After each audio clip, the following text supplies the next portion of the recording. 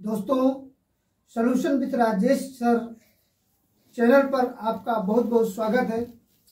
आज जो प्रतियोगी परीक्षा की तैयारी कर रहे सभी जो अभ्यर्थी हैं उनके लिए इस वीडियो में हमने कुछ सिलेक्टेड प्रश्नों को लिया है जो जीएस और जीके से रिलेटेड हैं। बहुत इंटरेस्टेड प्रश्नों को हमने इस वीडियो में सिलेक्ट किया है। जो अभ्यर्थी परीक्षा की तैयारी कर रहे हैं, कंपटीशन की तैयारी कर रहे हैं, चाहे वो सीटेट हो, आरओ एआरओ की परीक्षा हो या पुलिस भर्ती परीक्षा, सभी के लिए हमने जो है इस वीडियो में सिलेक्टेड प्रश्नों को लिया है। आप सभी इस वीडियो को पूरा देखें और इन प्रश्नों को समझें, जिससे जो आप परीक्षा की तैयारी कर रहे हैं इस वीडियो के माध्यम से आपकी तैयारी बेहतर हो सके, आपका परफॉर्मेंस अच्छा हो सके और बेहतर से बेहतर आप तैयारी कर सके।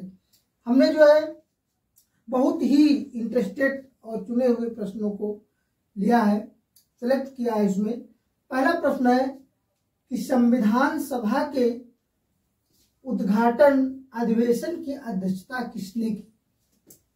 बहुत ही सरल प्रश्न और इंटरेस्टेड प्रश्न।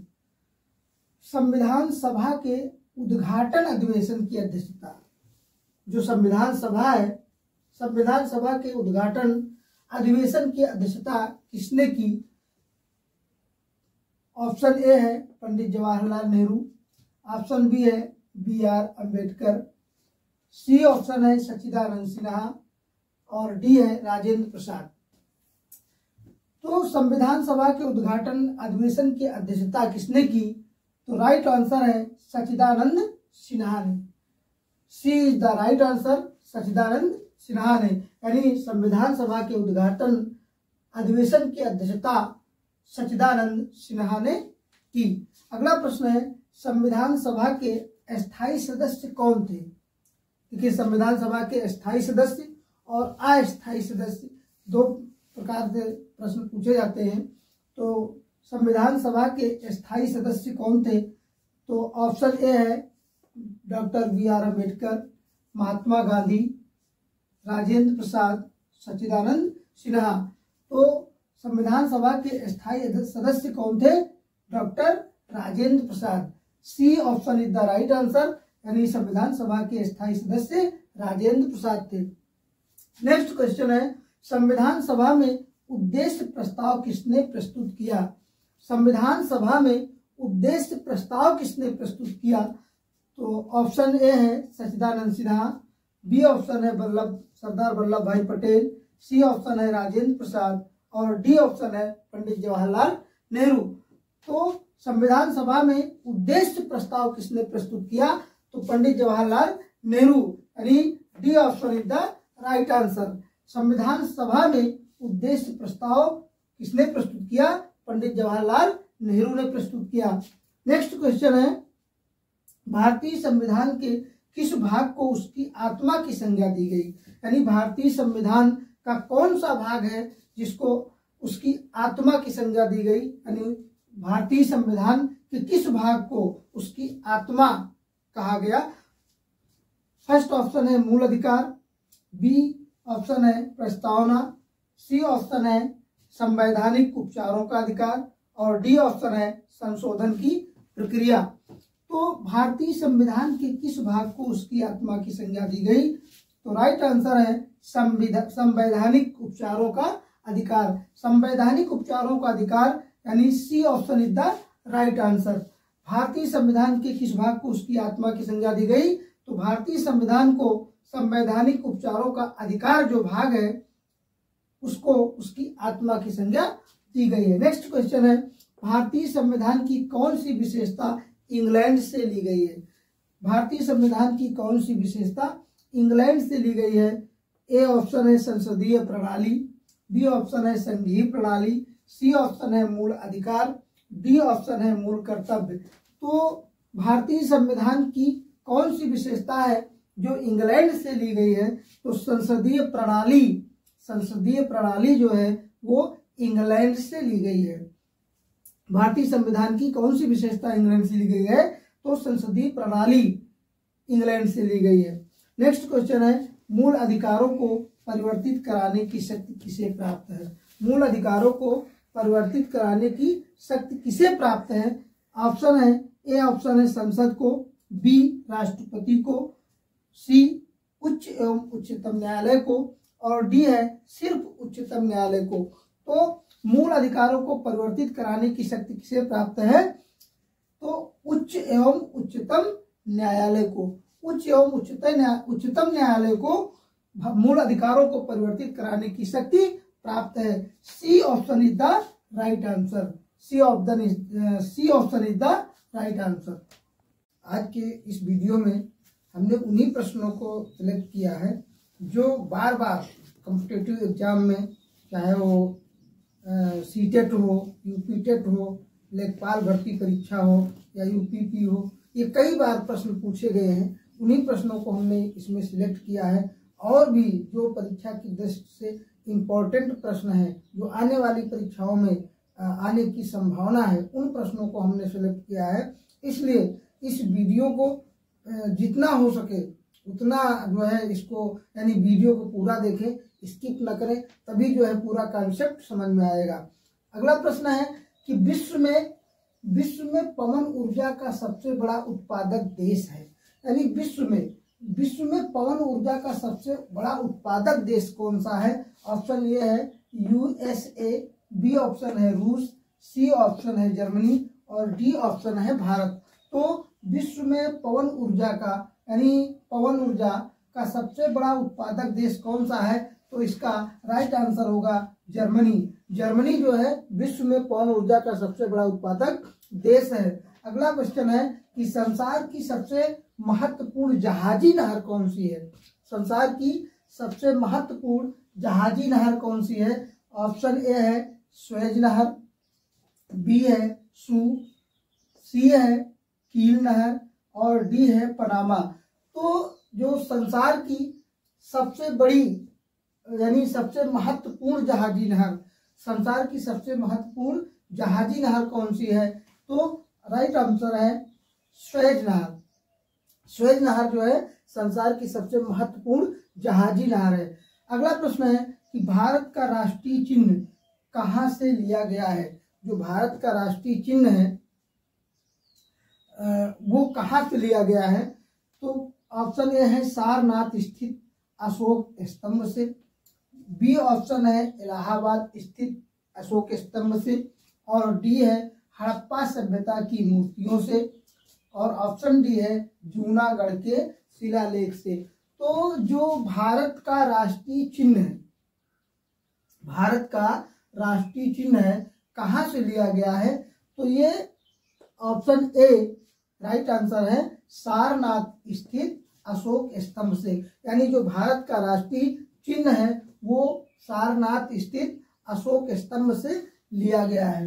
अगला प्रश्न है हड़प्पा सभ्यता की मूर्तियों अगला प्रश्न है वंदे मातरम को राष्ट्रगीत के रूप में किस तिथि को स्वीकार किया गया है? जो वंदे मातरम गीत है, वंदे मातरम राष्ट्रीय गीत है, वंदे मातरम को राष्ट्रीय गीत के रूप में किस तिथि को स्वीकार किया? क्योंकि वंदे मातरम पहले एक गीत था, लेकिन इसको एक राष्ट्रीय गीत के रूप में स्वीकार किया गया। तो ये कब स्वीकार किया गया? वंदे मातरम गीत को राष्ट्रीय गीत के रूप में कब स्वीकार किया गया? वंदे मातरम जो गीत है बंकिम चंद्र चटर्जी जी के द्वारा लिखा गया है, और इस गीत को राष्ट्रीय गीत के रूप में कब स्वीकार किया गया है? ऑप्शन ए है 22 जून 1946 को, ऑप्शन बी है 25 जनवरी 1948 को, ऑप्शन सी है 15 अगस्त 1947 को, और ऑप्शन डी है 26 जनवरी 1950 को। जो वंदे मातरम गीत है और इस गीत को राष्ट्रीय गीत के रूप में 26 जनवरी 1950 को स्वीकार किया गया। यानी वंदे मातरम गीत को राष्ट्रीय गीत के रूप में 26 जनवरी 1950 को स्वीकार किया गया। अगला प्रश्न है संविधान की स्थापना कब हुई? संविधान की स्थापना कब हुई? तो ऑप्शन ए है 10 जून 1946, ऑप्शन बी है 9 दिसंबर 1946, ऑप्शन सी है 26 नवंबर 1949 और ऑप्शन डी है 26 दिसंबर 1949। तो संविधान की स्थापना कब हुई? तो संविधान की स्थापना 9 दिसंबर 1946 को, यानी संविधान की जो स्थापना हुई 9 दिसंबर 1946 को हुई। अगला प्रश्न है, जीवन का भौतिक आधार क्या है? इसमें कुछ प्रश्न जो है हमने जीव विज्ञान से लिया है, यानी बायोलॉजी से। जीवन का भौतिक आधार क्या है? जीवन का भौतिक आधार ऑप्शन ए है जीन, बी है कोशिका, ऑप्शन सी है जीव द्रव्य और ऑप्शन डी है माइटोकॉन्ड्रिया। जो जीवन का भौतिक आधार है वो क्या है पूछा गया है, तो ऑप्शन सी जो है जीव द्रव्य। जीवन का जो भौतिक आधार है वो जीव द्रव्य है, यानी प्रश्न है जीवन का भौतिक आधार क्या है, तो इसका जो राइट आंसर है जीव द्रव्य है, यानी जीव द्रव्य जो है जीवन का भौतिक आधार है। अगला प्रश्न है, कोशिका का ऊर्जा ग्रह किसे कहा जाता है? कोशिका का ऊर्जा ग्रह किसे कहा जाता है? तो ऑप्शन ए है गोल्गी काय, बी है न्यूक्लियोलस, सी है राइबोसोम और डी है माइटोकॉन्ड्रिया। तो जो कोशिका का ऊर्जा ग्रह कहा जाता है वो माइटोकॉन्ड्रिया को कहा जाता है, यानी कोशिका का जो ऊर्जा ग्रह है वो माइटोकॉन्ड्रिया को कहा जाता है। अगला प्रश्न है, कोशिका में प्रोटीन निर्माण का सक्रिय स्थल क्या है? जो कोशिका होती है, कोशिका में प्रोटीन निर्माण का सक्रिय स्थल क्या है? ऑप्शन ए है लाइसोसोम, बी ऑप्शन है राइबोसोम, सी ऑप्शन है माइटोकॉन्ड्रिया और डी ऑप्शन है गोल्गी काय। तो जो कोशिका में प्रोटीन निर्माण का सक्रिय स्थल है वो राइबोसोम है, यानी कोशिका में प्रोटीन निर्माण का जो सक्रिय स्थल है वो राइबोसोम है। अगला प्रश्न है, कौन सा कोशिका सिर्फ पादप कोशिका में पाया जाता है? कौन सा कोशिका सिर्फ पादप कोशिका में पाया जाता है?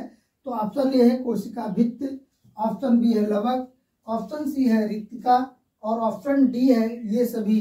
तो जो कोशिका यानी कौन सा कोशिका सिर्फ पादप कोशिका में पाया जाता है, तो ये जो सभी हैं इसमें राइट आंसर होगा ये सभी, यानी कोशिका भित्ति, लवक और रिक्तिका ये सभी जो है पादप कोशिका में पाए जाते हैं। अगला प्रश्न है, कोशिका की आत्महत्या की थैली किसे कहा जाता है? कोशिका की आत्महत्या की थैली किसे कहा जाता है? तो जो कोशिका की आत्महत्या की जो थैली है, ऑप्शन ए है लाइसोसोम, ऑप्शन बी है राइबोसोम, न्यूक्लियोसोम और डी ऑप्शन है गोल्गी काय। तो जो कोशिका की आत्महत्या की थैली किसे कहा जाता है, तो ऑप्शन ए है लाइसोसोम। लाइसोसोम को कोशिका की आत्महत्या की थैली कहा जाता है। अगला प्रश्न है, किसे कोशिका का यातायात प्रबंधक कहा जाता है? यानी यातायात प्रबंधक किसे कहा जाता है? कोशिका का कोशिका का यातायात प्रबंधक कहा जाता है। ऑप्शन ए है राइबोसोम, ऑप्शन बी है गोल्गी बॉडी, ऑप्शन सी है माइटोकॉन्ड्रिया और ऑप्शन डी है लाइसोसोम। तो यहाँ पर जो है प्रश्न है कि किसे कोशिका का यातायात प्रबंधक कहा जाता है, तो जो ऑप्शन बी है गोल्गी बॉडी, यानी गोल्गी बॉडी को यहाँ पर जो है कोशिका का यातायात प्रबंधक कहा जाता है। किसे कहा जाता है? गोल्गी बॉडी को, यानी गोल्गी बॉडी को जो है कोशिका का यातायात प्रबंधक कहा जाता है। अगला प्रश्न है कि डीएनए का द्विगुणित कुंडली किसने दिया? जो डीएनए होता है, डीएनए का द्विगुणित कुंडली किसने दिया? तो ऑप्शन ए है रॉबर्ट हुक, ऑप्शन बी है जोन्स सॉल्क और ऑप्शन सी है वाटसन एवं क्रिक और ऑप्शन डी है इलाइडेन एवं स्वास। तो इसमें जो है डीएनए का द्विगुणित कुंडली किसने दिया? तो ये ऑप्शन सी वाटसन एवं क्रिक राइट आंसर है।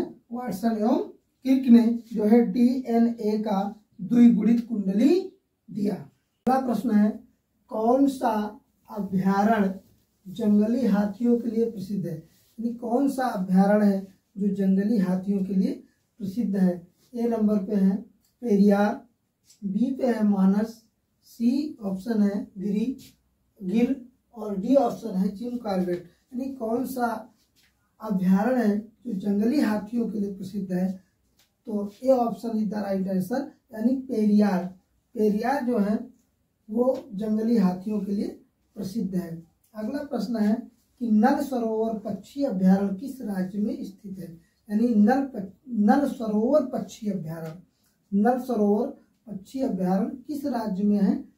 तो ऑप्शन ए है महाराष्ट्र, बी है गुजरात, सी है उड़ीसा, डी है राजस्थान। तो जो नल सरोवर पक्षी अभ्यारण्य है ये गुजरात राज्य में स्थित है। नल सरोवर पक्षी अभ्यारण्य ये गुजरात राज्य में स्थित है। अगला है, भारत के सर्वाधिक क्षेत्र पर किस प्रकार की मिट्टी पाई जाती है? इसमें हमने जो है जीएस और जीके से रिलेटेड प्रश्नों को रखा है। और जो भारत के सर्वाधिक क्षेत्र पर किस प्रकार की मिट्टी पाई जाती है? तो ऑप्शन ए है जलोढ़, बी है लेटराइट, सी है काली और डी है लाल। तो भारत के सर्वाधिक क्षेत्र पर, यानी जो भारत देश है, सर्वाधिक क्षेत्र पर किस प्रकार की मिट्टी पाई जाती है? तो ए ऑप्शन है जलोढ़ मिट्टी। भारत के सर्वाधिक क्षेत्र पर जलोढ़ मिट्टी पाई जाती है। अगला प्रश्न है, नवीन जलोढ़ मिट्टी को किस नाम से जाना जाता है? जो नवीन जलोढ़ मिट्टी है उसको किस नाम से जाना जाता है? तो नवीन जलोढ़ मिट्टी जो है, ए ऑप्शन है बांगर, बी है कल्लर, सी है खादर, डी है रेंगुर। तो जो नवीन जलोढ़ मिट्टी है उसको यानी खादर नाम से जाना जाता है, खादर के नाम से जाना जाता है। अगला है, ध्वज गीत की रचना किसने की? जो ध्वज गीत है, ध्वज गीत की रचना किसने की? ऑप्शन ए है रामधारी सिंह दिनकर, बी है मैथिली शरण गुप्त, सी है श्यामलाल गुप्ता पार्षद। जो ध्वज गीत है यानी झंडा गीत, इसकी रचना किसने की? तो जो सी ऑप्शन है Shyamlal Gupta Parshad is the C option is the right answer. यानी ध्वज गीत की रचना श्यामलाल गुप्ता पार्षद के द्वारा की गई। अगला क्वेश्चन है कि विश्व का सबसे बड़ा यूरेनियम उत्पादक देश कौन सा है? विश्व का सबसे बड़ा यूरेनियम उत्पादक देश कौन सा है? ऑप्शन ए है कनाडा, बी है यूएसए, सी है रूस और डी है चीन। तो जो विश्व का सबसे बड़ा यूरेनियम उत्पादक देश है वो है कनाडा है। तो A option is the right answer. इस प्रकार के अनेक वीडियो को देखने के लिए हमारे ये सॉल्यूशन विथ राजेश चैनल को सब्सक्राइब करें। वीडियो अच्छा लगे तो शेयर करें, कमेंट करें और लाइक करें।